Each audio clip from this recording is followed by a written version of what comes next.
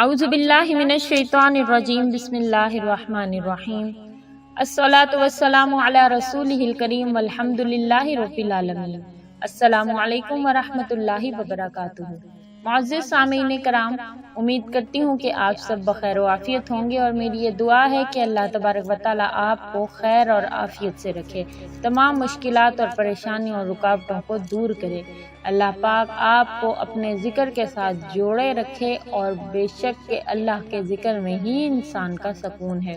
آج کا میرا جو وظیفہ ہے وہ اسپیشلی خاص طور پر بے اولاد بہن بھائیوں کے لیے ہے۔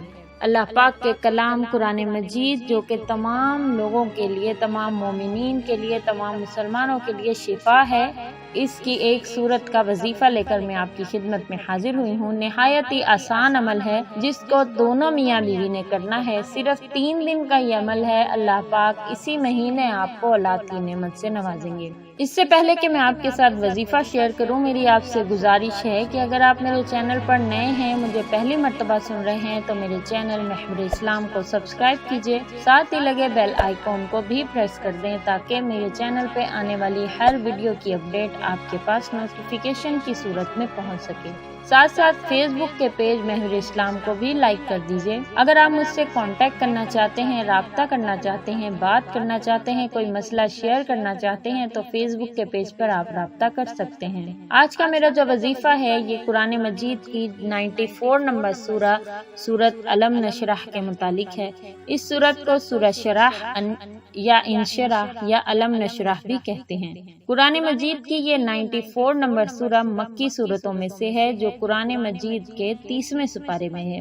اللہ تبارک و تعالیٰ نے ارشاد فرمایا ہے کہ میں نے قرآن مجید کو شفا بنا کر نازل کیا ہے۔ قرآن مجید تمام مسلمانوں کے لیے شفا ہے، اس میں تمام لوگوں کے مشکلات کا حل موجود ہے۔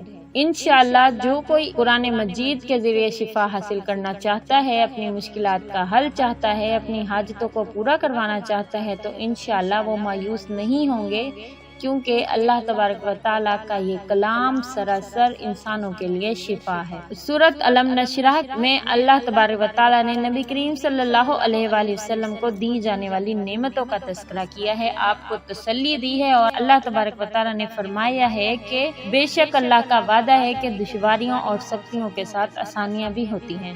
رکاوٹوں کے بعد اللہ تبارک و تعالیٰ کی طرف سے آسانیوں کا وعدہ ہے۔ تو انشاءاللہ آپ جن پریشانیوں سے گزر رہے ہیں، اولاد نہ ہونے کی وجہ سے، اللہ پاک ان تمام پریشانیوں کو دور کریں گے۔ اس وظیفے کی برکت سے انشاءاللہ اللہ پاک آپ کو اولاد کی نعمت سے نوازیں گے۔ میری بھی یہ دعا ہے کہ میرے تمام سبسکرائبر اور تمام وہ لوگ جو دنیا میں بے اولاد ہیں، اولاد کی خواہش رکھتے ہیں، اللہ پاک ان سب کو اولاد کی نعمت سے نوازے۔ چلیے میں آپ کو یہ وظیفہ بتا دیتی ہوں۔ ویڈیو کو شروع سے اینڈ تک دیکھا کریں، کیونکہ وظیفہ کا کوئی بھی اگر عمل آپ سے کرنے سے رہ جائے گا تو وظیفہ بے اثر ہوتا ہے۔ وظیفہ یہ ہے کہ آپ نے 2 رکعت نماز نفل حاجت کے پڑھنے ہیں، اچھے طریقے سے وضو کرنا ہے، اس کے بعد آپ نے 2 رکعت نماز نفل حاجت کے پڑھنے ہیں۔ حاجت کے نفل ادا کرنے کے بعد آپ نے درود پاک پڑھنا ہے، درود ابراہیمی کو پڑھنا ہے 11 مرتبہ۔ اس کے بعد آپ نے سورہ علم نشرح کو 152 ٹائمز آپ نے اس کو پڑھنا ہے، 152 مرتبہ سورہ علم نشرح کو آپ نے پڑھنا ہے۔ اینڈ میں 11 مرتبہ درود پاک کو دوبارہ سے پڑھنا ہے، درود ابراہیمی کو پڑھنا ہے، یاد رکھیے گا درود ابراہیمی کو پڑھنا ہے، اور پھر آپ نے اللہ پاک سے دعا کرنی ہے۔ دعا کے الفاظ یہ ہوں گے کہ اللہ تبارک و تعالیٰ بے شک تو ہر چیز پر قادر ہے، بے شک تمام بادشاہی تیری ہی ہے، تیری ذات واحد اور احد ہے، تنہا تو صرف تیری ہی ذات اچھی لگتی ہے، ہم تو اولاد والے اچھے لگتے ہیں، یا اللہ ہمیں اولاد کی نعمت سے نواز دے، تو احد ہے، تو صمد ہے، بے شک یکتا اور واحد ہونا صرف تیری ہی شان ہے۔